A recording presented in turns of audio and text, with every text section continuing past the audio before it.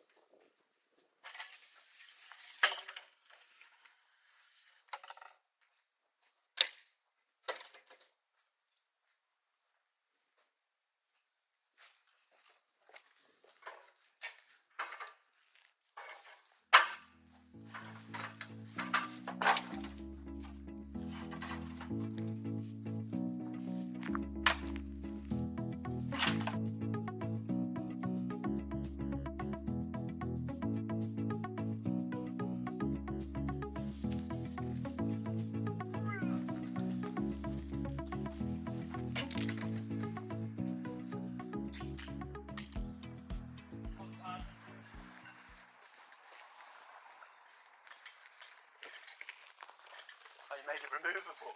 That's a good idea. It was inside that yellow pipe, like you said.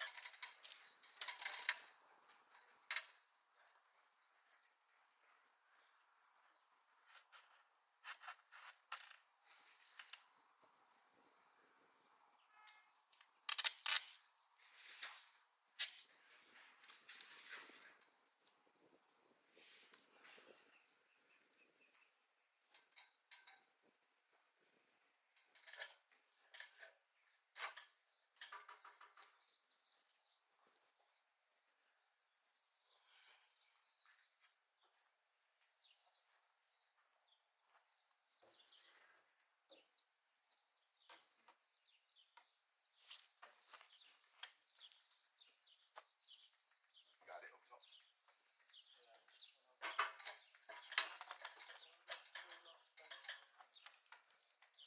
Down a bit. Yep.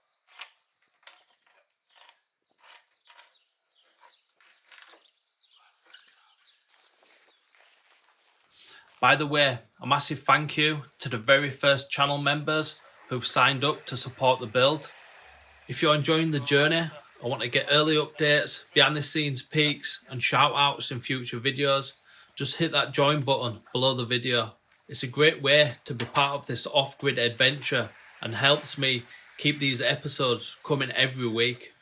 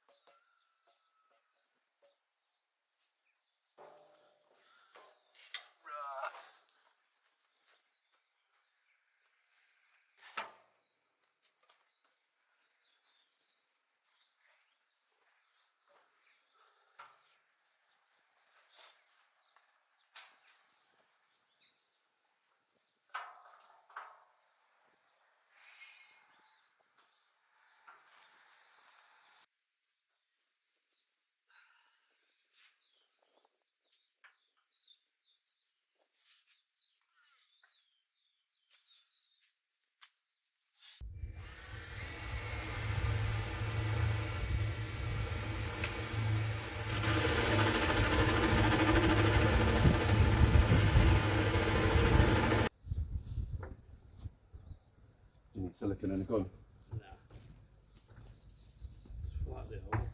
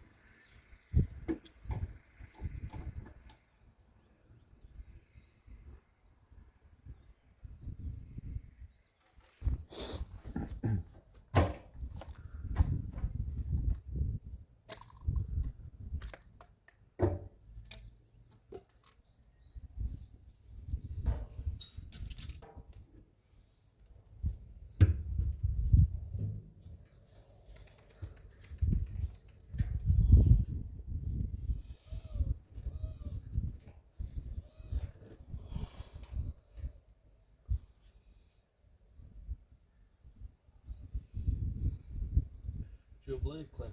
Should I leave it? You might as well put one on in case it pops off or...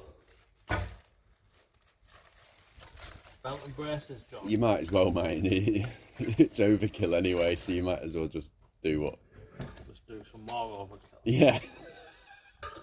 2 tubes of silicone and a Jubilee crisp. Probably been able to buy a water tank.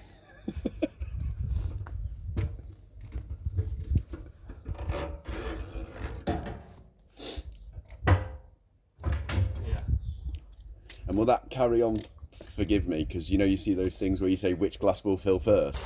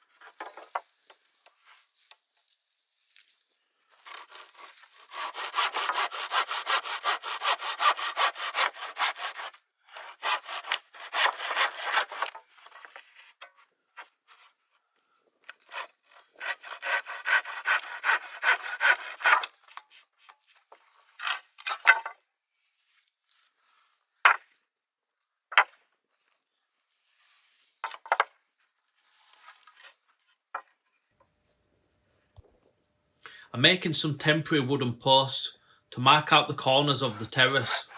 These will really help when I start laying the stone blocks.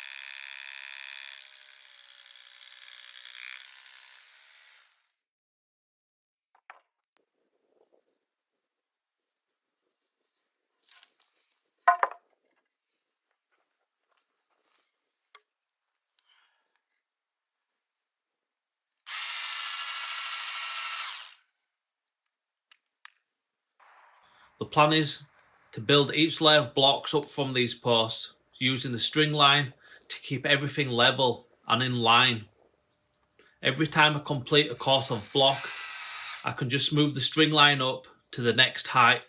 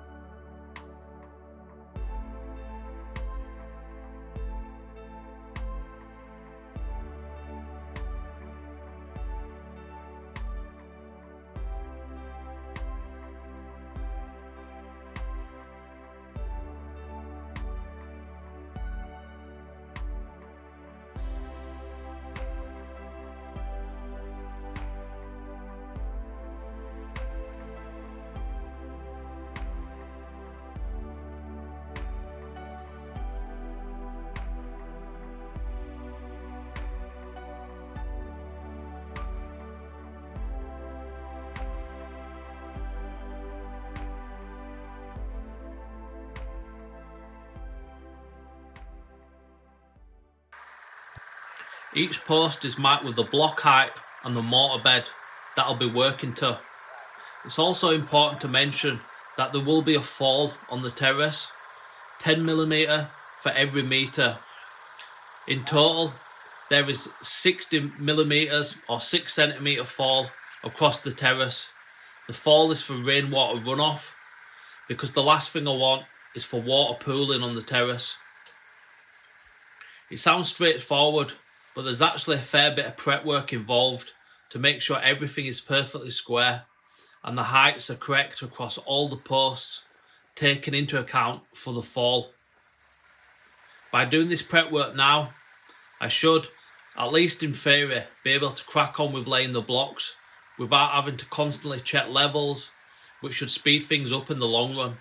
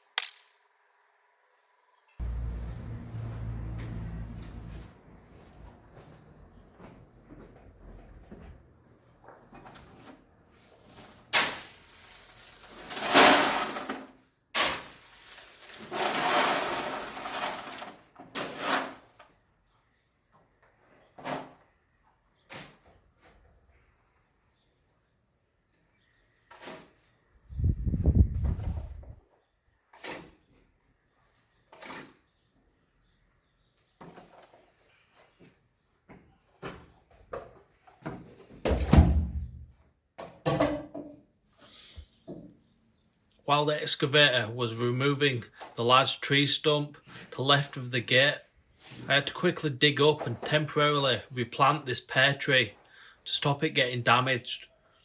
I didn't have a proper pot at the time, so I ended up using a mop bucket. Anyway, I've been to the bricker and picked up a more suitable, larger bucket, so I'm repotting it properly today. Hopefully it'll be much happier than this one.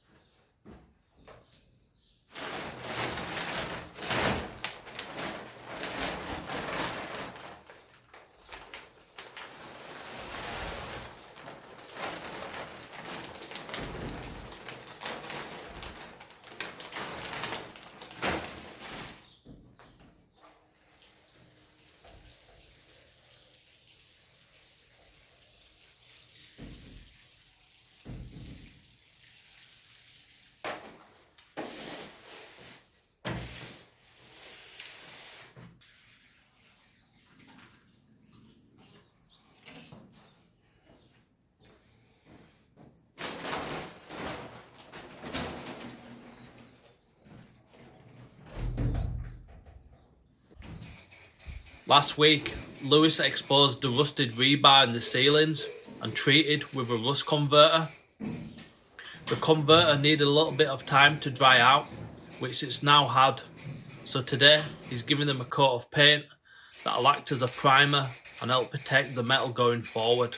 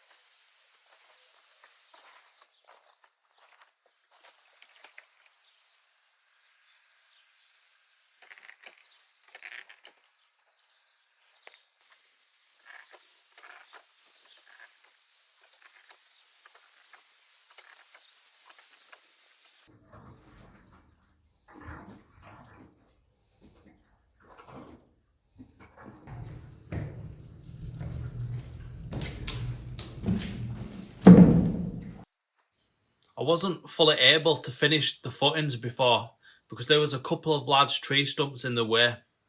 In last week's video, you'll have seen the excavator come in and remove those. So now, me and Lewis are going to crack on with getting the rest of the footings finished. To get everything level, there's still a bit of prep work to do. I need to cement these wooden posts in place first, then mark the correct height to match the rest of the footings before we can start pouring concrete.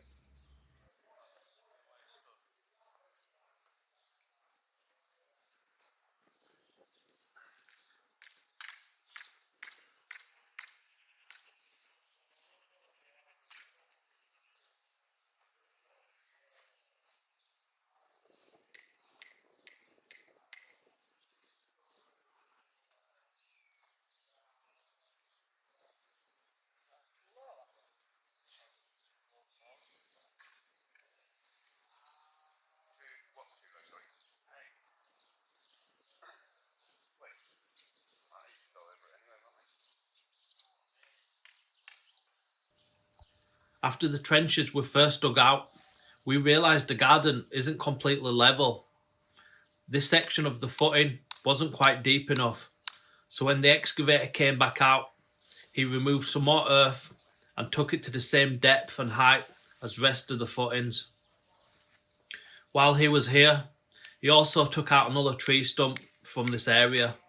I'd actually been using it as a bit of a fire pit for a while, but now that I've got a barbecue and with the footings needed to be finished, it was time to get rid of it.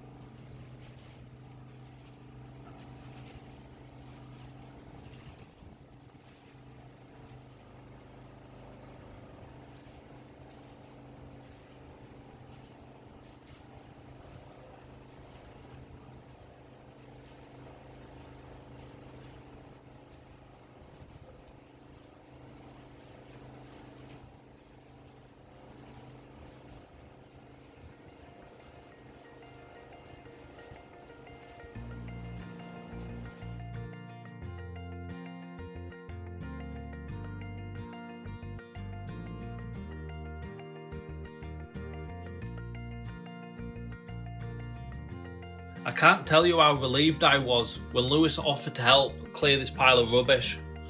It's been sat here ever since I dragged it out of the house, and honestly, it's been a bit of a grim reminder of just how bad things were inside. I kept putting it off, mostly because I knew what I'd be dealing with. Rat droppings, dust, filth. Not exactly the most appealing job. So a huge thank you to Lewis for rolling up his sleeves and getting stuck in. It made a massive difference. Most of it is gone now. I found a local recycling centre nearby, made an appointment and did a few trips to properly dispose of the waste. It feels really good to finally get it sorted. As for the metal, that's not going to waste. It's actually going into the footings. It'll help bulk them out a little bit and also add a little bit of structural support. And I'm also hanging on to the two metal bed frames. Someone suggested respraying them and using them as trellises for grapevines, which I absolutely love. I'm not sure where I'll use them yet, but they're definitely getting a second lease of life somewhere in the garden.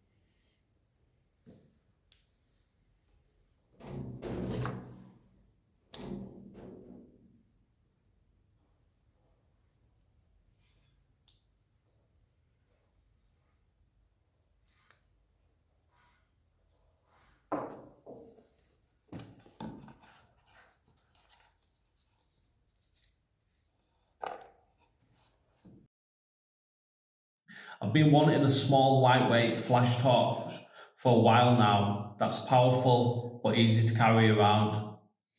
This Elvis BFF 360R caught my attention because it's fully rechargeable but can also run on a single AA battery, which is super convenient.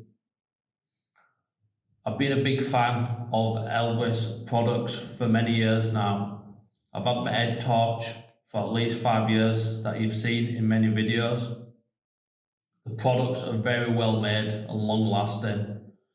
I'd highly recommend anyone that's looking for a torch, flashlight, head torch, any lighting options to really consider Elvis' products. They're a Denmark company